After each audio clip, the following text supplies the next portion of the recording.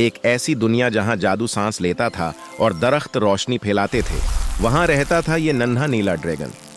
ये जादुई जंगल उसका घर था, जिसका पानी हीरों की तरह चमकता था। उसने जैसे ही पानी को छुआ, तजस्सुस उसे एक पुरासरार गार के अंदर ले गया, जहां दीवारें क्रिस्टल्स से सजी थीं। वहां उसे एक कदीम और चमकता हुआ इंडा मिला, जिससे अजीब सी रोशनी निकल रही थी। अचानक वो इंडा एक सुनहरी रोशनी के साथ टूटने लगा और इसमें से एक नन्हा सा सुनहरी ड्रैगन बाहर निकला। नीला ड्रैगन अपने उस नए दोस्त को देखकर हैरान रह गया। अब ये दोनों दोस्त मिलकर इस जादुई दुनिया की सीर पर निकलने के लिए तैयार थे, लेकिन उन्हें क्या मालूम था कि जंगल पर एक बड़ी मुश्किल आने वाली है।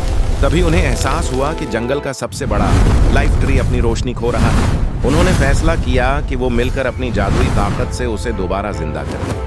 इस्तेमाल की और एक जोरदार रोशनी पूरे जंगल में फैल गई। पौधे दोबारा लहलहाने लगे और उनकी दोस्ती ने इस जादुई दुनिया को बचा।